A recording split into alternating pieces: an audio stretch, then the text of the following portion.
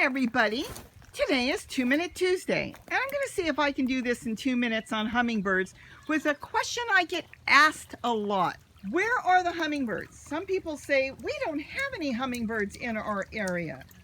But you know what? A lot of places do have hummingbirds in your area. I've looked it up. They are in your area.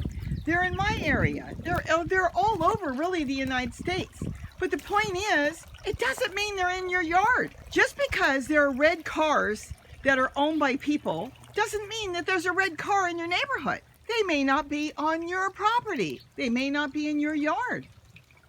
They're going to be where they have food, where they have water, where they have shelter, where they feel comfortable, where they feel happy, where they know they can perch somewhere. They have trees and bushes.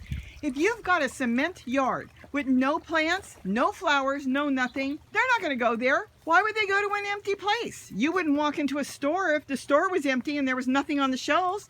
You're going to go to a store that's got a lot of stuff all over. Stuff that you can look through, stuff that you can enjoy to see what do they have, something you may want. Well, that's what hummingbirds do. They will come to your yard and they'll see plants and flowers and water running. And this is what they want. They want water. Water that they're going to take a bath in. Water that they're going to drink out of. Water that brings little tiny insects that they want to eat. That's what they're looking for. They need to feel safe. They need bushes and lots of flowers. And just because you don't have them doesn't mean they're not in the neighborhood. Your next door neighbor could have 50 hummingbirds in their yard and you may not have one. But you do have to bring them. And now that's up to you to figure out how you're going to bring them. Feeders will bring them. Keep the feeder out in the open where they can see the feeder.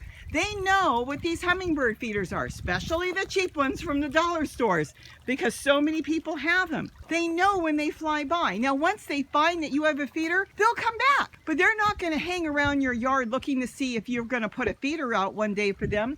They burn so much energy every minute of their life that they have to know to survive where the food is. And if they don't have food in your yard, they are not going to hang around and wait till you decide.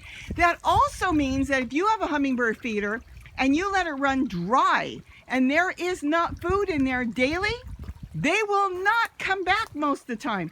They'll go down the block to one of your neighbors. And if your neighbor's got a feeder, that's where they're going to go.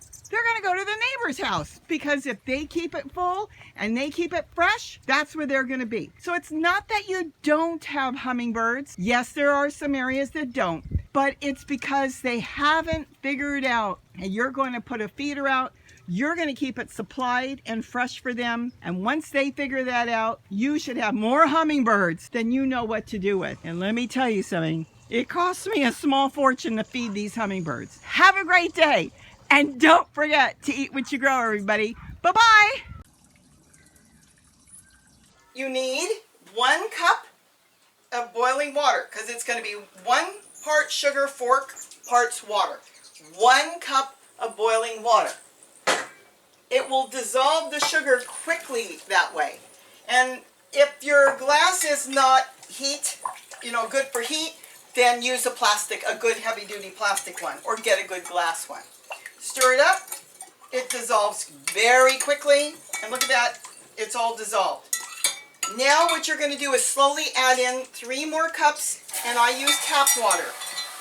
If you can drink your tap water, it's fine for the birds. So that's 1, 2, 3. A quick stir, and you're done. That's all it takes to make hummingbird food.